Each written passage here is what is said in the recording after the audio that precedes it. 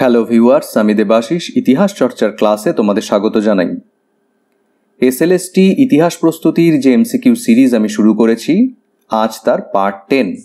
এর আগের পর্বে আমরা সিলেবাসের যে 2 নম্বর ইউনিট তার প্রথম অংশ, যেখানে the establishment of the Delhi sultanate এবং দ্য স্লেভ ডাইনেস্টি, এই অংশের ওপর এমসিকিউ সলভ করেছিলাম।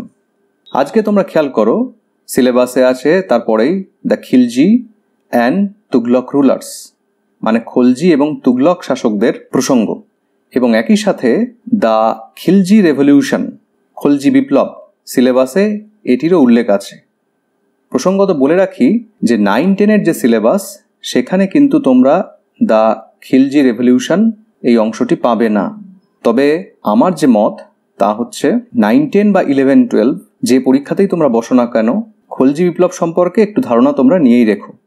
তাহলে আজকে আমরা যে অংশের ওপর এমসিকিউ করব তা হচ্ছে দ্য খিলজি এবং একই সঙ্গে দ্য খিলজি রেভলিউশন, এই অংশটি। তুগলক শাসকদের সম্পর্কে আমরা এর পরের পর্বে এমসিকিউ সলভ করব। তো এখানে প্রথমে একটা জিনিস তোমরা দেখো, আমরা সবাই জানি যে দিল্লিতে যে সুলতানি শাসন তা চলেছিল 1206 থেকে 1526 খ্রিস্টাব্দ পর্যন্ত, এবং এই সময় পর্বে দিল্লিতে 5টি রাজবংশ শাসন করেছিল: দাস বংশ, খলজি বংশ, তুগলক বংশ, সৈয়দ বংশ এবং লোদি বংশ। তোমরা মন দিয়ে একটা জিনিস খেয়াল করো, এই যে 5টি রাজবংশের জন্য আমি 5টি বার গ্রাফ তৈরি করেছি, এবং অদ্ভুতভাবে খেয়াল করো যে বার গ্রাফের দৈর্ঘ্যগুলো কিন্তু সমান নয়। এটা করার পিছনে একটি কারণ আছে। তোমরা খুব মন দিয়ে দেখলে বুঝবে যে দিল্লিতে তুগলক শাসকদের যে সময়কাল তা ছিল 1320 থেকে 1413, এবং এই 5টি রাজবংশের মধ্যে সবচেয়ে দীর্ঘ সময় তারা দিল্লিতে শাসন করে। তো এই বারগ্রাফগুলোর দৈর্ঘ্যের যে পার্থক্য তা মূলত হয়েছে এই 5টি রাজবংশের শাসনের সময়কালকে ভিত্তি করে। তো এই বারগ্রাফ দেখেই আমরা বুঝতে পারছি যে তুগলক বংশের শাসকরা সবচেয়ে বেশি সময় দিল্লি শাসন করে, তারপর হচ্ছে দাস বংশের শাসকরা বা মামেলুক সুলতানরা, এরপর দেখো লোদি বংশের শাসকরা শাসন করছে বেশি সময় ধরে, তারপর সৈয়দ বংশ, এবং সবচেয়ে কম সময় দিল্লিতে শাসন করেছিল খলজিরা, 1290 থেকে 1320, মানে প্রায় 30 বছর। তো তোমাদের মাথায় একটা প্রশ্ন আসতে পারে যে হঠাৎ আমি এইটা কেন তৈরি করলাম। এর দুটো কারণ। এক হচ্ছে পরপর দিল্লিতে কোন বংশের শাসন চলেছিল তার একটি সামগ্রিক ধারণা দেওয়া, আর 2 নম্বর হচ্ছে অনেক সময় এমসিকিউতে এরকম প্রশ্ন করা হয় যে ধরো দাস বংশ, খলজি বংশ, তুগলক এবং লোদি বংশ দিয়ে দিল 4টি অপশন, যে এর মধ্যে কোন বংশের শাসন দিল্লিতে সর্বাধিক সময় ধরে চলেছিল। তো তোমরা এই বারগ্রাফের একটা ইমেজ যদি নিজেদের মাথার মধ্যে রাখতে পারো, তাহলে খুব সহজেই তোমাদের দেখবে মনে পড়ে যাবে যে হ্যাঁ, দিল্লিতে সবচেয়ে বেশি সময় তুগলকরা শাসন করেছিল আর সবচেয়ে কম সময় শাসন করেছিল খলজিরা। এবার এই আলোচনার পরবর্তী অংশে আমরা মানচিত্রে 2-1টা জিনিসকে একটু ক্লিয়ার করি। দেখো, এই যে প্রথম মানচিত্রটা তোমরা দেখতে পাচ্ছ, এটা হচ্ছে দিল্লিতে স্লেভ ডাইনাস্টি বা দাস বংশ বা মামেলুক সুলতানদের সময়কালে যে টেরিটরি ছিল তার একটি মানচিত্র। লক্ষণীয়ভাবে তোমরা দেখো যে উত্তর ভারতেই এই সাম্রাজ্য সীমাবদ্ধ ছিল, এবং উত্তর ভারতের একটি গুরুত্বপূর্ণ যে অংশ গুজরাট, সেটাও কিন্তু এই সাম্রাজ্যের বাইরেই ছিল।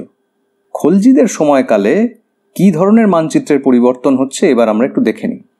দেখো, এই হচ্ছে খলজি শাসকদের সময়কালে ভারতবর্ষে তাদের সাম্রাজ্যের মানচিত্র, এবং খেয়াল করো যে গুজরাট কিন্তু খলজি সাম্রাজ্যের অন্তর্ভুক্ত হয়ে গিয়েছিল। এছাড়াও খলজিদের শাসনকালে যে গুরুত্বপূর্ণ ঘটনা ভারতবর্ষের ইতিহাসে হচ্ছে তা হচ্ছে দাক্ষিণাত্য অভিযান।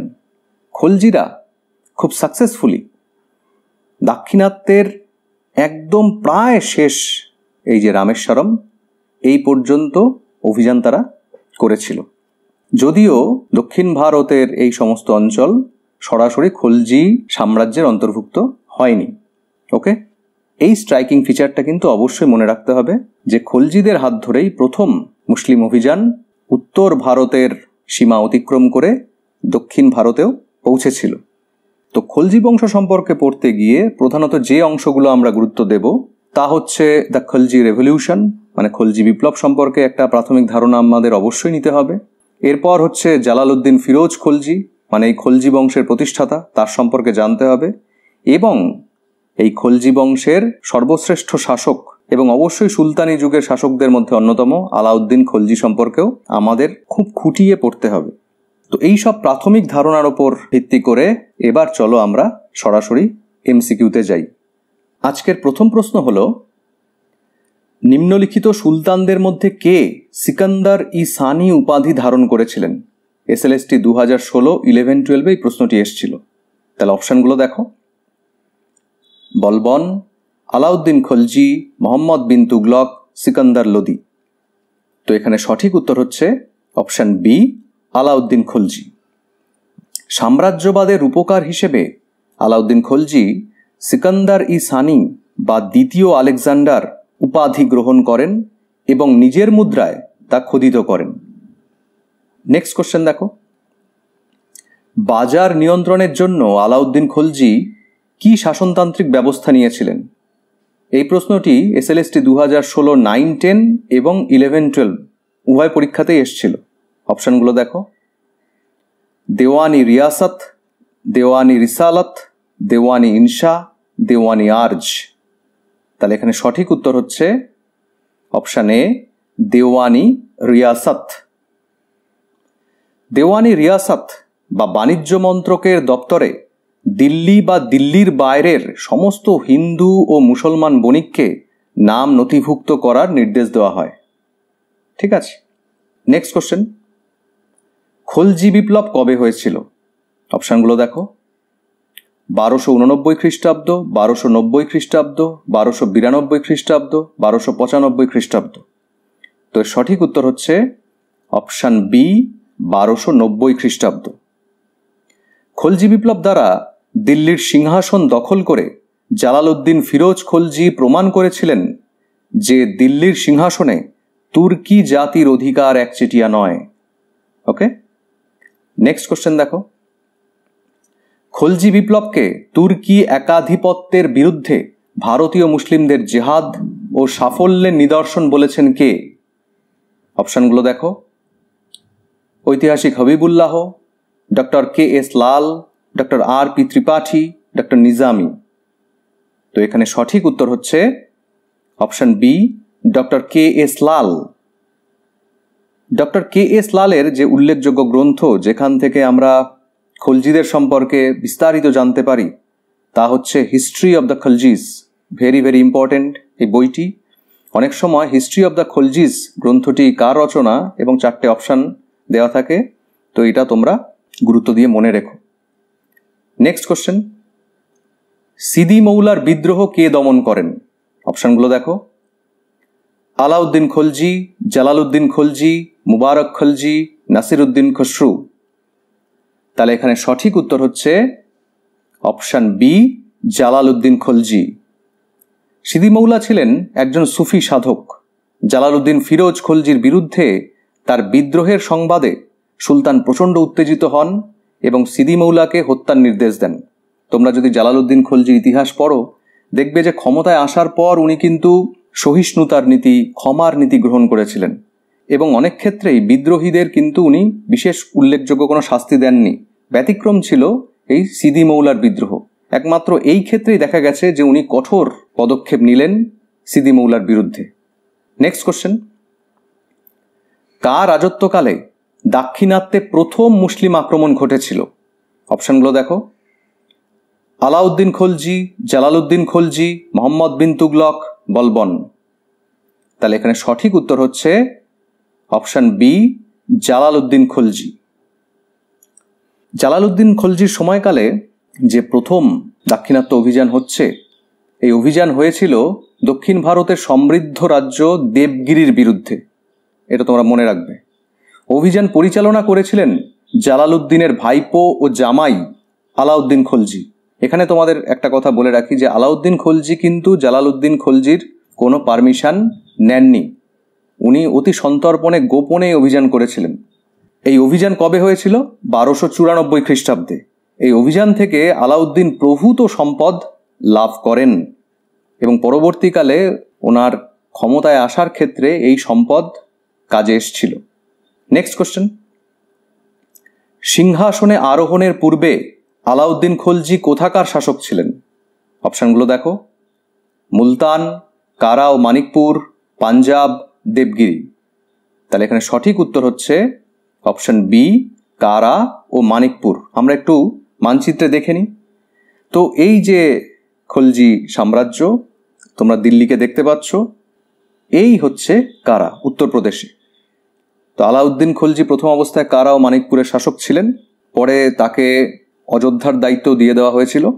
ঠিক আছে, নেক্সট কোশ্চেন দেখো, আলাউদ্দিন খলজির প্রকৃত নাম কি? অপশানগুলো দেখো, গাজী মালিক, মোহাম্মদ জুনা খাঁ, আলী গুরুশাসপ, আলী বেগ।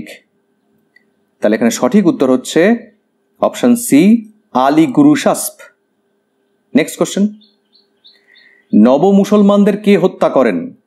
অপশানগুলো দেখো, গিয়াসউদ্দিন বলবন, জালালউদ্দিন খলজি, মোহাম্মদ বিন তুগলক, আলাউদ্দিন খলজি।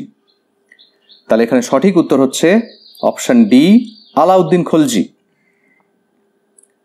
জালালউদ্দিন খলজির সময় যে সমস্ত মঙ্গলরা পরাজিত হয়ে ইসলামে ধর্মান্তরিত হয় তারা নব মুসলমান নামে পরিচিত। আলাউদ্দিনের গুজরাট অভিযানের সময় এই নব মুসলমানরা বিদ্রোহী হলে আলাউদ্দিন ক্ষুব্ধ হয়ে একদিনে প্রায় 30,000 নব মুসলমানকে হত্যা করেন। ঠিক আছে, নেক্সট কোশ্চেন দেখো, দিল্লির কোন সুলতানের সময়কালে সর্বাধিক মঙ্গল আক্রমণ ঘটেছিল?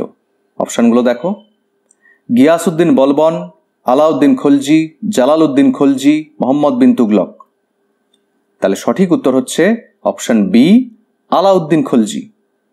1296 থেকে 1308 এই সময় পর্বের মধ্যে মঙ্গলরা 7 থেকে 8 বার ভারত আক্রমণ করে এবং এই সময়কাল হচ্ছে আলাউদ্দিন খলজির শাসনকাল।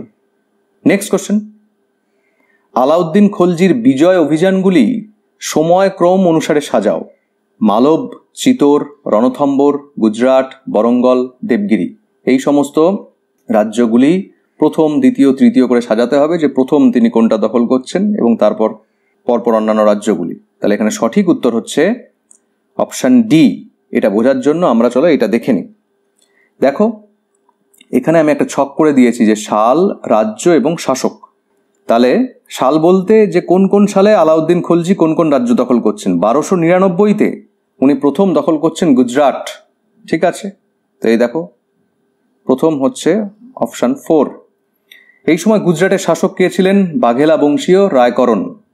এরপর 1301-এ রণথম্বর উনি দখল করছেন। চৌহান বংশীয় হামির দেব এখানে তখন শাসনকর্তা ছিলেন। এরপর 1303-এ চিতোর অভিযান হচ্ছে। সিসোদিয়া বংশের শাসক রতন সিংহ চিতোরের শাসক ছিলেন। মালব দখল হচ্ছে 1305 খ্রিস্টাব্দে, শাসক ছিলেন হরনন্দ। দেবগিরি অভিযান হচ্ছে 1306-7 খ্রিস্টাব্দে, যাদব বংশীয় রামচন্দ্র ছিলেন শাসক। আচ্ছা, এর আগেও দেবগিরি অভিযান আমরা দেখেছি, যেটা 1294-তে। তখন আলাউদ্দিন খলজি কিন্তু দিল্লির সুলতান ছিলেন না, জালালউদ্দিন খলজি তখন দিল্লির সুলতান ছিলেন এবং আলাউদ্দিন খলজি একটা অভিযান করেছিলেন শুধুমাত্র লুটপাটের জন্য। দেবগিরি তখন কিন্তু সারেন্ডার করেনি। এরপর হচ্ছে 1309-তে বরঙ্গল, এবং বরঙ্গলের শাসক এই সময় থাকছেন প্রতাপ রুদ্রদেব। তো এই চার্টটাকে তোমরা নিজেদের সংগ্রহে রেখো, তোমাদের কাজে আসবে। নেক্সট কোশ্চেন, সুলতানি যুগে কোন ঐতিহাসিক আলাউদ্দিন খলজির চিতোর অভিযানের সঙ্গী হয়েছিলেন? অপশানগুলো দেখো, শামসি সিরাজ আফিফ, জিয়াউদ্দিন বারনি, আমির খসরু, মিনহাজউদ্দিন সিরাজ। তাহলে এখানে সঠিক উত্তর হচ্ছে অপশান সি, আমির খসরু। নেক্সট কোশ্চেন, হিন্দিতে বিখ্যাত পদ্মাবত কাব্যের রচয়িতাকে? অপশানগুলো দেখো, মালিক মোহাম্মদ জয়সী, বিদ্যাপতি উপাধ্যায়, বাচস্পতি, কোনোটিই নয়। তাহলে এখানে সঠিক উত্তর হচ্ছে অপশান এ, মালিক মোহাম্মদ জয়সী। এই যে পদ্মাবত কাব্য, এই কাব্যে বলা হয়েছে যে চিতোর আক্রমণের পিছনে আলাউদ্দিন খলজির উদ্দেশ্য ছিল রানা রতন সিংহের অনন্যা সুন্দরী রানী পদ্মিনীকে লাভ করা। সমকালীন বা পরবর্তীকালের ঐতিহাসিকরা এই কাহিনীর সত্যতাকে কিন্তু অস্বীকার করেছেন। ঠিক আছে, এইটা তোমরা মনে রাখবে। তো এই পদ্মাবত যে কাব্যটি, এই গ্রন্থটি রচিত হয়েছিল 1540 খ্রিস্টাব্দে। নেক্সট কোশ্চেন, চিতোর দখল করে আলাউদ্দিন খলজি কি নতুন নাম দিয়েছিলেন? অপশানগুলো দেখো, ইসলামাবাদ, মোহাম্মদপুর, খিজিরাবাদ, সুলতানাবাদ। তাহলে সঠিক উত্তর হচ্ছে অপশান সি, খিজিরাবাদ। আলাউদ্দিন খলজি তার নাবালক পুত্র খিজির খাঁকে চিতোরের শাসক নিযুক্ত করেন এবং চিতোরের নামকরণ করেন খিজিরাবাদ। নেক্সট কোশ্চেন, আলাউদ্দিন খলজির রণথম্বর অভিযানকালে সেনাপতি কারা ছিলেন? অপশানগুলো দেখো, নুসরত খান ও উলুগ খান, নুসরত খান ও মালিক কাফুর, মালিক কাফুর ও উলুগ খান ও জাফর খান। তাহলে এখানে সঠিক উত্তর হচ্ছে অপশান এ, নুসরত খান ও উলুগ খান।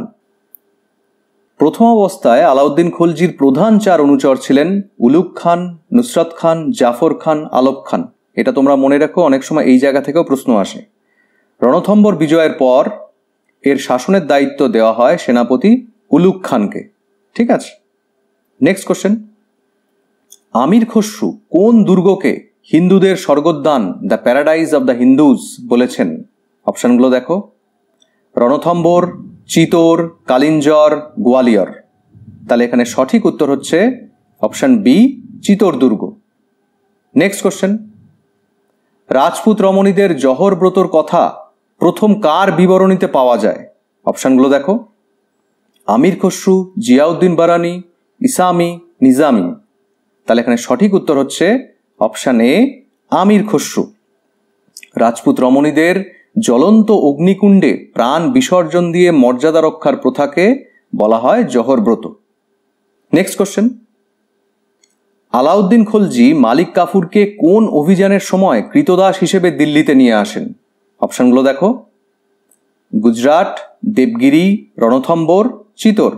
তাহলে এখানে সঠিক উত্তর হচ্ছে অপশান এ, গুজরাট। গুজরাটের ক্যাম্বে থেকে মালিক কাফুরকে আনা হয়েছিল। মালিক কাফুর ছিল একজন খোজা বা নপুংসক কৃতদাস। মালিক কাফুরকে 1000 দিনারি বলা হয়। কেন বলা হয়? তো এই প্রসঙ্গে একটি ঘটনা আছে যে মালিক কাফুর যখন প্রথমবার কৃতদাস হিসেবে বিক্রি হয়েছিলেন তখন তাকে নাকি 1000 দিনার দিয়ে কিনতে হয়েছিল। তো সেখান থেকেই মালিক কাফুরের আরেকটি নিকনেম হয়েছিল 1000 দিনারি। ঠিক আছে, নেক্সট কোশ্চেন, দিল্লির সুলতানদের মধ্যে প্রথম দাক্ষিণাত্য অভিযান করেন আলাউদ্দিন খলজি, কুতুবউদ্দিন আইবক, গিয়াসউদ্দিন বলবন, ফিরোজ তুগলক। তো এখানে সঠিক উত্তর হচ্ছে অপশান এ, আলাউদ্দিন খলজি। নেক্সট কোশ্চেন দেখো, আলাউদ্দিন খলজির দাক্ষিণাত্য অভিযানে কে নেতৃত্ব দিয়েছিলেন? অপশানগুলো দেখো, উলুগ খান, নসরত খান, মালিক কাফুর, জাফর খান। তাহলে এখানে সঠিক উত্তর হচ্ছে অপশান সি, মালিক কাফুর। একটু আগেই আমরা জানলাম যে মালিক কাফুরকে গুজরাট অভিযানের সময় আলাউদ্দিন খলজি কৃতদাস হিসেবে নিয়ে এসেছিলেন। পরবর্তীকালে এই মালিক কাফুরই আলাউদ্দিন খলজির অন্যতম প্রধান সেনাপতিতে পরিণত হন এবং আলাউদ্দিন খলজির শেষ সময়ে মালিক কাফুর চূড়ান্ত ক্ষমতা নিজের হাতে নিয়ে নিয়েছিলেন। নেক্সট কোশ্চেন, আলাউদ্দিন খলজির সেনাবাহিনী দক্ষিণের কোন রাজ্যের কাছে প্রথম পরাজিত হয়েছিল? অপশানগুলো দেখো, দেবগিরি, বরঙ্গল, দ্বারসমুদ্র, পাণ্ড্যরাজ্য। তাহলে এখানে সঠিক উত্তর হচ্ছে অপশান বি, বরঙ্গল। একবার মানচিত্রে দেখে নি। তো এই মানচিত্রটা আমরা আলোচনা শুরুতেও দেখেছিলাম। দক্ষিণে দেবগিরি, ওরঙ্গল, দ্বারসমুদ্র, তাঞ্জোর, এই যে রামেশ্বরম, এই রুট ধরে দাক্ষিণাত্য অভিযান হয়েছিল। কার নেতৃত্বে? মালিক কাফুরের নেতৃত্বে। তো 1303-এ একটি অভিযান বরঙ্গলের বিরুদ্ধে পাঠানো হয়েছিল। সেই অভিযান প্রথমবার কিন্তু ব্যর্থ হয়। ওকে, এইটা তোমরা মনে রেখো। নেক্সট কোশ্চেন, কোন শাসক আলাউদ্দিন খলজির কাছে আত্মসমর্পণ করে রায় রায়ান উপাধি লাভ করেন? ভেরি ভেরি ইম্পর্টেন্ট একটা কোশ্চেন। অপশনগুলো দেখো, রামচন্দ্রদেব, প্রতাপরুদ্রদেব, তৃতীয় বীরবল্লাল, বীর পাণ্ড্য। তাহলে এখানে সঠিক উত্তর হচ্ছে অপশন এ, রামচন্দ্রদেব।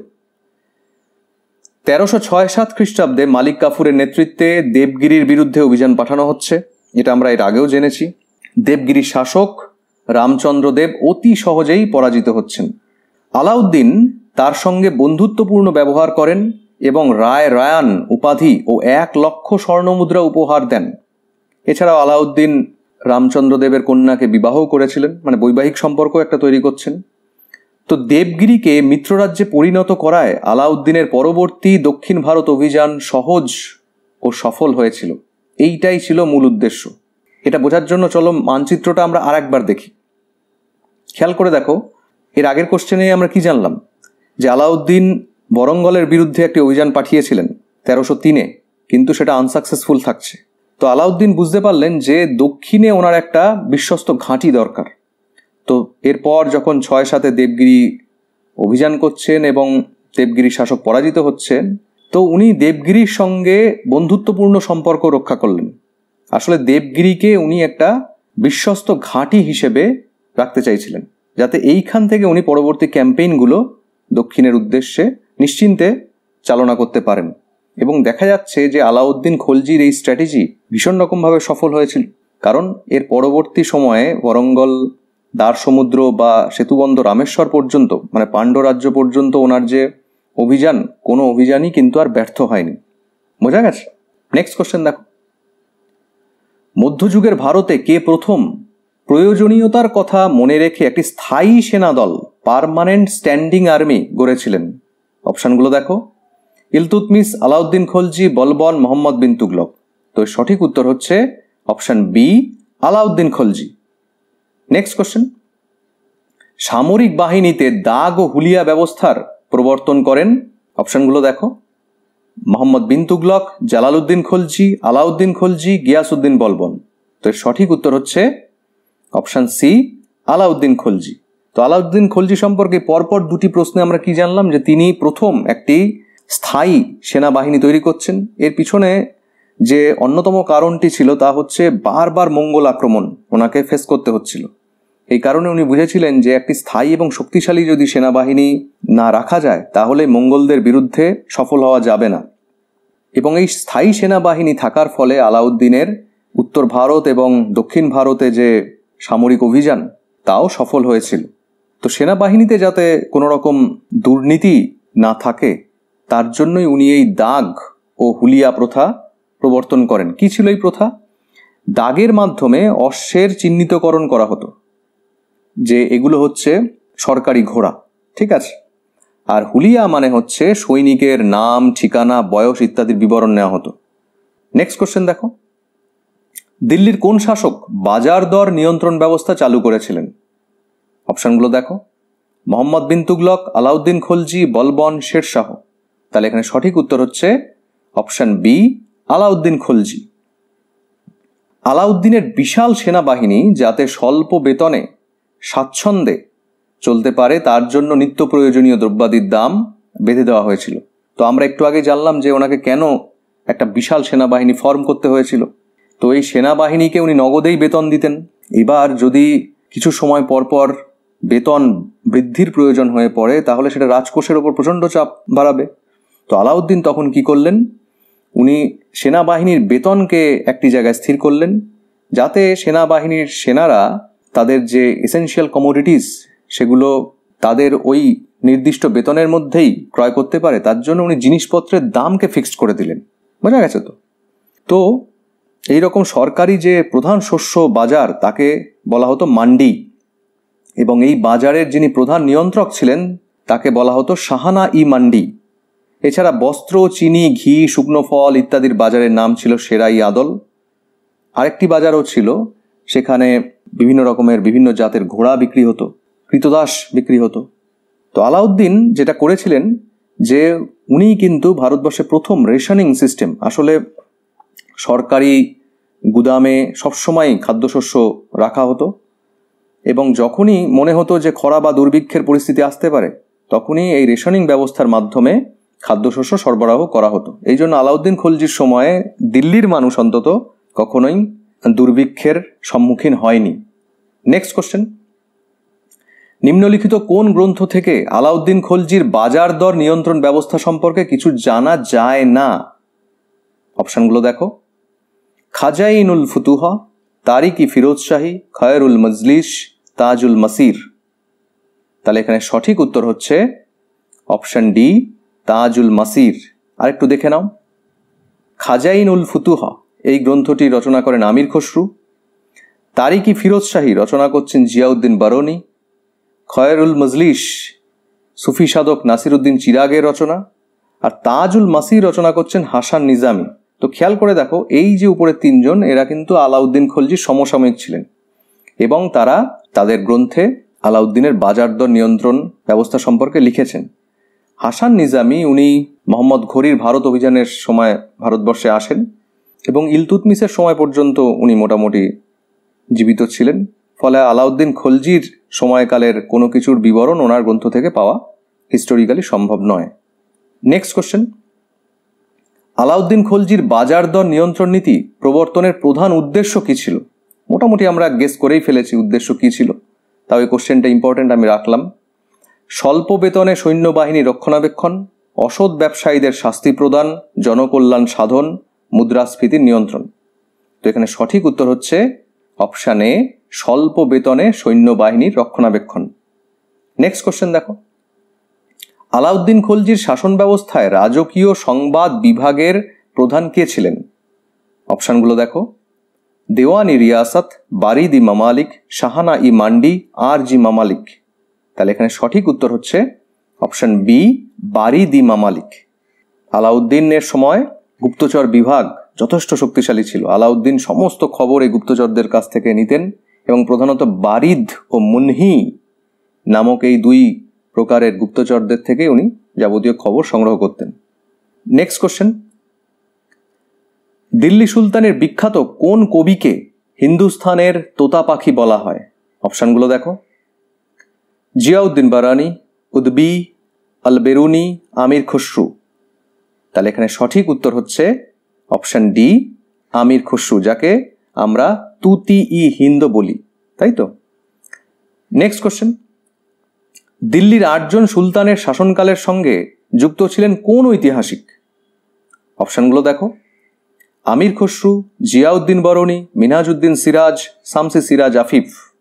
তাহলে এখানে সঠিক উত্তর হচ্ছে option A, Amir Khusrau.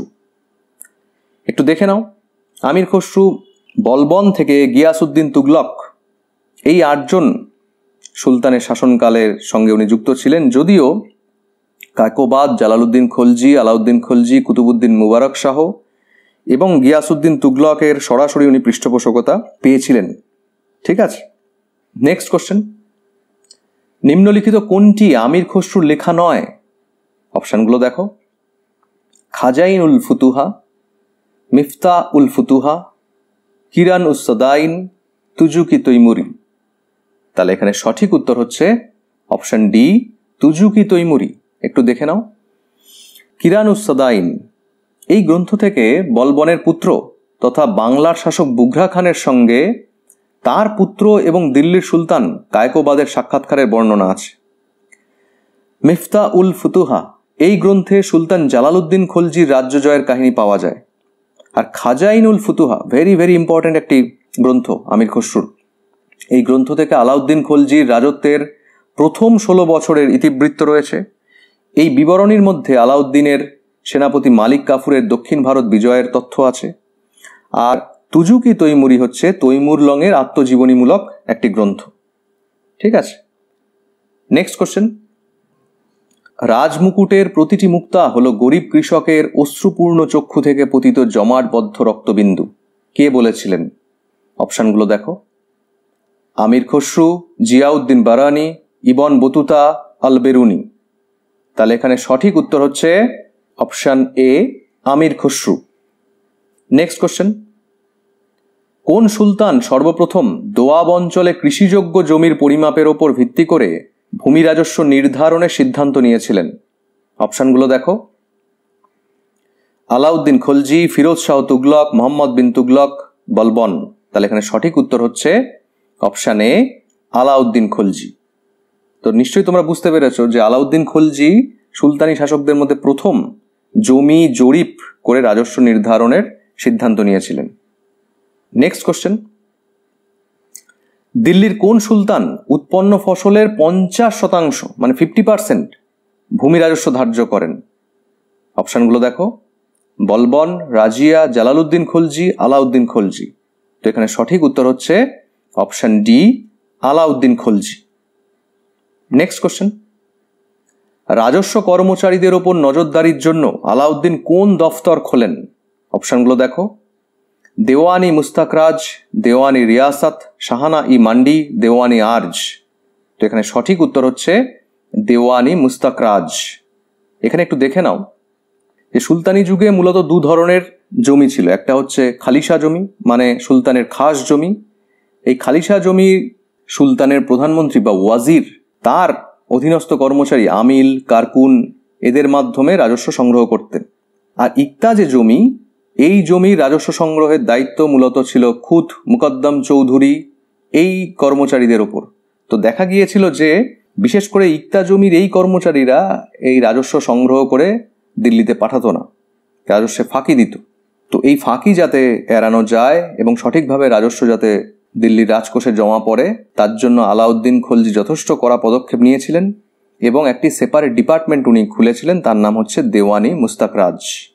Next question, অভ্যন্তরীণ বিদ্রোহাত্মক প্রবণতা দমনের জন্য আলাউদ্দিন খলজির নির্দেশে রাষ্ট্র প্রদত্ত ওয়াকফ, মিল্ক, ইনাম প্রভৃতি জমি অধিগ্রহণ করে খালিশা জমিতে পরিণত করা হয়, গুপ্তচর বাহিনী পুনর্গঠন করা হয়, দিল্লিতে মদ্যপান ও মদ প্রস্তুত নিষিদ্ধ করা হয়, উপরোক্ত সবগুলি।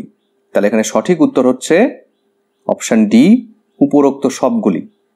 আলাউদ্দিন খলজি তার রাজত্বের শুরুর দিকে একাধিক অভ্যন্তরীণ বিদ্রোহের সম্মুখীন হয়েছিলেন। তো তখন উনি এই বিদ্রোহের কারণ খুঁজতে গিয়ে প্রধানত 4টি কারণ খুঁজে পেয়েছিলেন। তার মধ্যে একটি কারণ হচ্ছে অভিজাতদের হাতে অধিক পরিমাণে পয়সা চলে আসা, এবং অনেক সময় তারা বিভিন্ন অনুষ্ঠান বা ভোজসভায় একত্রিত হতো, মদ্যপান করত, এবং আলাউদ্দিন খলজির মনে হয়েছে যে তারা সেখানে সুলতান বিরোধী ষড়যন্ত্র চক্রান্ত করত। তো এই সমস্ত কিছু দমনের জন্য উনি যেটা করেছিলেন যে রাষ্ট্র এর আগে এই যে ওয়াকফ, মিল্ক, ইনাম এই ধরনের যে জমি দান করে দিয়েছিলেন বিভিন্ন ব্যক্তিকে, অনেক সময় মসজিদ বা বিভিন্ন প্রতিষ্ঠানে এই ধরনের জমি দান করার সাথে সাথে বিভিন্ন ব্যক্তিকেও এই ধরনের জমি দান করা হয়েছিল। এই সমস্ত দানের জমি আবার খালিশা জমিতে পরিণত করা হয়েছিল, মানে তাদের থেকে নিয়ে নেওয়া হয়েছিল। আর গুপ্তচরদের কথা তো আমি আগেই বললাম যে বারিদ, মুন্হি এই ধরনের গুপ্তচরদের সাম্রাজ্যে সর্বত্র ছড়িয়ে দেওয়া হয়েছিল। অভিজাতরা কোথায় কি বলছে না বলছে তার পুঙ্খানুপুঙ্খ বিবরণ গুপ্তচররা আলাউদ্দিনকে দিতেন। তো গুপ্তচর বাহিনীকে যথেষ্ট স্ট্রং করা হয়েছিল। আর দিল্লিতে মদ্যপান পুরোপুরি নিষেধ করে দেওয়া হয়েছিল। মদ পান করা, মদ প্রস্তুত করা কিছুই করা যাবে না। নেক্সট কোশ্চেন, দিল্লির কোন সুলতান রাষ্ট্রীয় ব্যাপারে উলেমাদের প্রভাব মুক্ত ছিলেন? উলেমা কারা নিশ্চয়ই তোমরা জানো, যে ইসলামে যে শরীয়তের ব্যাখ্যাকার বা ইসলাম ধর্মের যারা ব্যাখ্যাকার তাদেরকে উলেমা বলা হতো। এবং সুলতানি শুরু থেকেই আমরা দেখেছি যে সুলতানের ওপর এই উলেমাদের যথেষ্ট প্রভাব, কর্তৃত্ব থাকতো এবং রাজদরবারে এরা যথেষ্ট প্রভাবশালী ছিল। তো আলাউদ্দিন খলজি উনি কিন্তু যথেষ্ট ধর্মপ্রাণ মুসলিম ছিলেন, কিন্তু ওনার যে স্টেট পলিসি বা রাষ্ট্রীয় নীতি তার সঙ্গে ধর্মকে উনি গুলিয়ে ফেলতে রাজি ছিলেন না। তো কথা প্রসঙ্গেই আমি প্রশ্নের উত্তর বলেই ফেললাম। যাই হোক, অপশানগুলো তোমরা দেখো, ইলতুৎমিশ, গিয়াসউদ্দিন বলবন, আলাউদ্দিন খলজি, ফিরোজ শাহ তুগলক। তো সঠিক উত্তর কি হবে নিশ্চয়ই তোমরা বুঝে গেছো, option C, Alauddin Khalji. Next question দেখো, নিম্নলিখিত কোনটি আলাউদ্দিন খলজি নির্মাণ করেননি? অপশানগুলো দেখো, সিঁড়ি দুর্গ, জালালউদ্দিনের সৌধ, আলাই দরওয়াজা, হাউজি খাস। তাহলে এখানে সঠিক উত্তর হচ্ছে অপশান বি, জালালউদ্দিনের সৌধ। নেক্সট কোশ্চেন, কে ভারতের স্বাদী নামে পরিচিত ছিলেন? অপশানগুলো দেখো, আমির খসরু, আমির হাসান, জিয়াউদ্দিন বারানি, নিজামউদ্দিন আউলিয়া। তাহলে এখানে সঠিক উত্তর হচ্ছে অপশান বি, আমির হাসান। এই আমির হাসানও আলাউদ্দিন খলজির দরবারে ছিলেন এবং তার পৃষ্ঠপোষকতা পেয়েছিলেন। নেক্সট কোশ্চেন, খলিফার কর্তৃত্ব অস্বীকার করেছিলেন দিল্লির কোন সুলতান? অপশানগুলো দেখো, আলাউদ্দিন খলজি, মোহাম্মদ বিন তুগলক, গিয়াসউদ্দিন বলবন, কুতুবউদ্দিন মুবারক শাহ। তাহলে এখানে সঠিক উত্তর হচ্ছে কুতুবউদ্দিন মুবারক শাহ। এই কুতুবউদ্দিন মুবারক শাহ ছিলেন আলাউদ্দিন খলজির পুত্র। ঠিক আছে, তিনি নিজেকেই খলিফা হিসেবে ঘোষণা করেন এবং আল ওয়াসিক বিল্লাহ উপাধি গ্রহণ করেন। অনেক সময় পরীক্ষাতে এইভাবেও ঘুরিয়ে প্রশ্নটা আসে যে দিল্লির কোন সুলতান নিজেকেই খলিফা হিসেবে ঘোষণা করেছিলেন? তার উত্তর হচ্ছে কুতুবউদ্দিন মুবারক শাহ। তাহলে এই ছিল খলজি বংশের ওপর আমার নির্বাচিত কিছু প্রশ্ন। আশা করি এই প্রশ্নগুলি তোমাদের প্রস্তুতিতে কিছুটা হলেও সহায়ক হবে। দেখা হচ্ছে নেক্সট ভিডিওতে নতুন টপিকের সাথে। বাই।